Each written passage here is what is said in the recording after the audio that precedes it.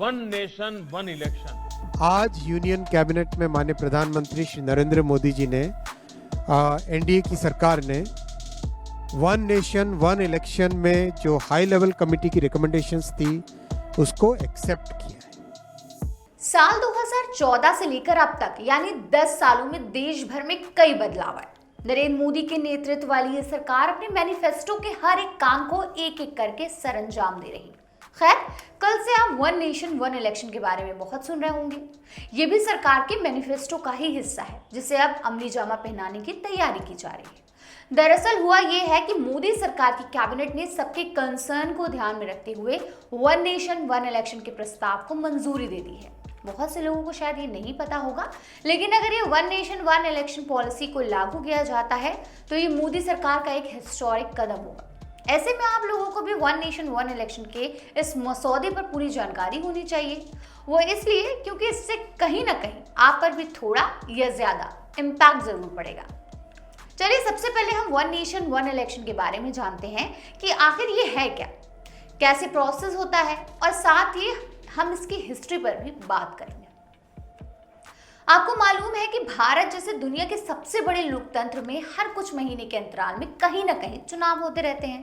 पूरे देश का ध्यान उस तरफ चला जाता है, सियासत तेज हो जाती है, चुनाव आयोग हरकत में आता है, सुरक्षा सहित तमाम सरकारी इंतजाम करने होते हैं, आचार संहिता लागू हो जाती है और केंद्र व राज्य सरकार की ओर से जनता के लिए किए जाने वाले विकास कार्यों का सीक्वेंस बार बार इंटरप्ट होता है। एक देश एक चुनाव के परसेप्शन में राज्यों और केंद्र के चुनाव एक साथ होंगे ताकि आने वाली कई सालों तक सीमलेसली काम कर सके। इसके इतिहास पर बात करें तो वन नेशन वन इलेक्शन का आइडिया कम से कम 1983 से ही चला रहा, जब चुनाव आयोग ने पहली बार इस पर विचार किया था। हालांकि 1967 तक भारत एक साथ चुनाव कराना एक आदर्श नियम था। लोकसभा और सभी राज्य विधानसभाओं के लिए पहला आम चुनाव 1951-52 में एक साथ आयोजित किया गया था। यह प्रैक्टिस 1957, 1962 और 1967 में हुए 3 आम चुनावों में भी जारी रही। हालांकि 1968 और 1969 में कुछ विधानसभाओं के समय से पहले भंग होने की वजह से ये चक्र टूट गया। 1970 में लोकसभा को समय से पहले ही भंग कर दिया गया और 1971 में नए चुनाव कराए गए। इस तरह पहली, दूसरी और तीसरी लोकसभा ने पूरे 5 साल का कार्यकाल पूरा किया। लोकसभा और विभिन्न राज्य विधानसभाओं के समय से पहले डिसोल्यूशन और टेन्योर एक्सपेंशन के परिणाम स्वरूप लोकसभा और राज्य विधानसभाओं के लिए अलग अलग चुनाव हुए और एक साथ चुनाव कराने का चक्र टूट गया।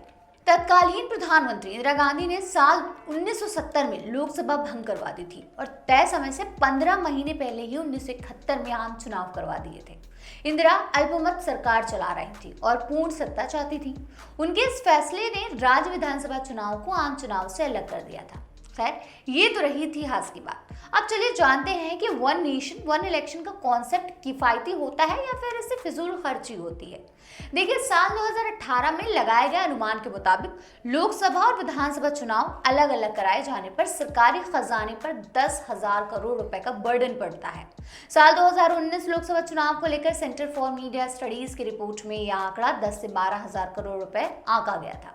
लेकिन अगर ये चुनाव एक साथ कराए जाएंगे तो यह आंकड़ा घटकर 4,500 करोड़ रुपए हो जाएंगे, यानी एक साथ चुनाव कराने पर करीब 5,500 करोड़ रुपए की बचत होगी। तो वन नेशन वन इलेक्शन का कॉन्सेप्ट एक तरह से बहुत ज्यादा किफायती हुआ। लोकसभा चुनाव हो या विधानसभा चुनाव, दोनों में चुनाव आयोग को कई तरह के खर्चों से गुजरना पड़ता है। इनमें अधिकारियों और सशस्त्र बलों की तैनाती, मतदान केंद्र स्थापित करना, इलेक्ट्रॉनिक वोटिंग मशीनों यानी ईवीएम्स की खरीद और अन्य जरूरी उपकरण की व्यवस्था शामिल है। इसके साथ ही जागरूकता कार्यक्रम चलाने में भी अच्छा खासा खर्च हो जाता है।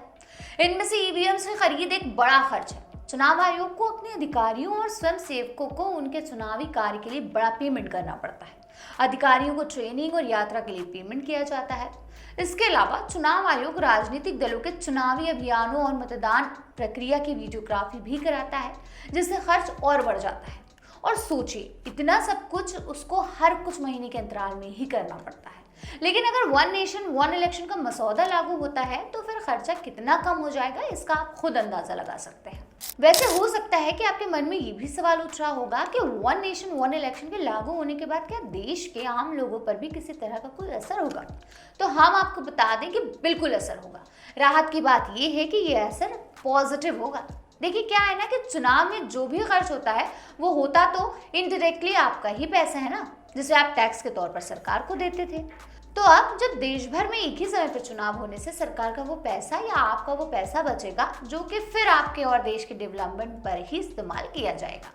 बहरहाल वन नेशन वन इलेक्शन प्रस्ताव को कैबिनेट की मंजूरी मिलने के बाद माना जा रहा है कि 2029 के लोकसभा चुनावों तक इसको अमली जामा पहनाया जा सकता है। इसके तहत हम लोग फिर वैसे ही व्यवस्था में पहुंच जाएंगे जब देश में एक साथ लोकसभा और राज्य विधानसभाओं के चुनाव होते थे।